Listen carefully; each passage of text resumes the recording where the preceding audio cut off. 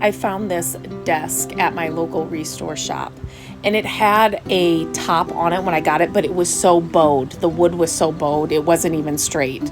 Easy fix. We actually had this wood left over from another project, and so it was the perfect fit. Not the perfect fit, but it was going to work to make a new top for this desk. We use the clamp and cut. This thing is amazing.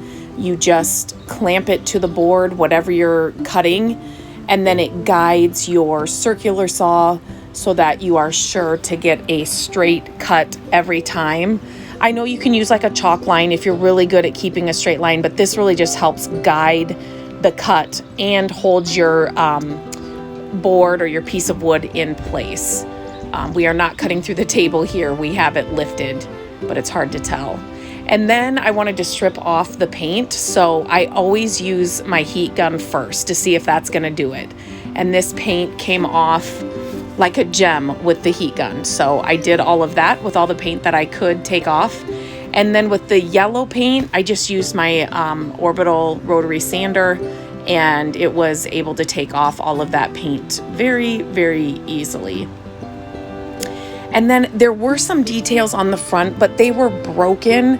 One of the sides was broken, but there is a way to, I was thinking about saving them, but since the one was already broken, I decided to just take them off altogether. But if you use a really thin, like putty knife, paint scraper, and just tap it really easily, we did end up having to use the heat gun to just kind of warm up the paint or kind of reactivate it, and then kind of change scrapers, and we were able to get it off. And then I decided to not use them at all. So but this kind of shows you the different ways that you can get those details off without ruining them or breaking them.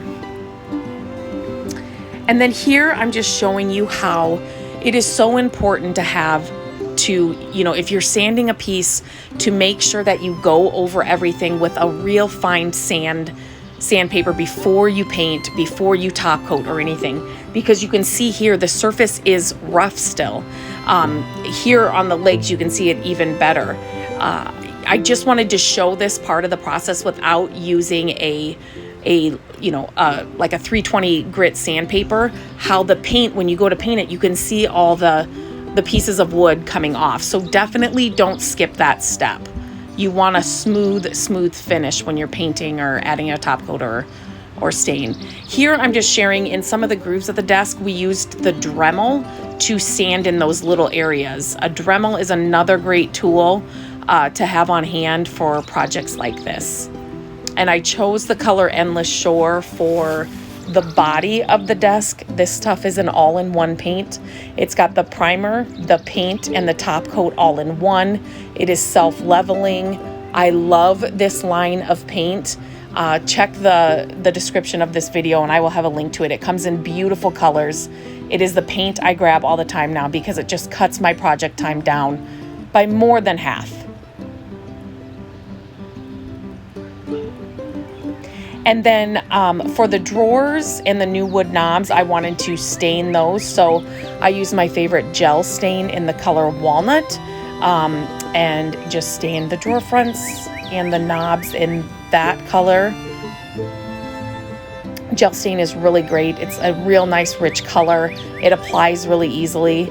And there is the finished piece. This was a $5 desk.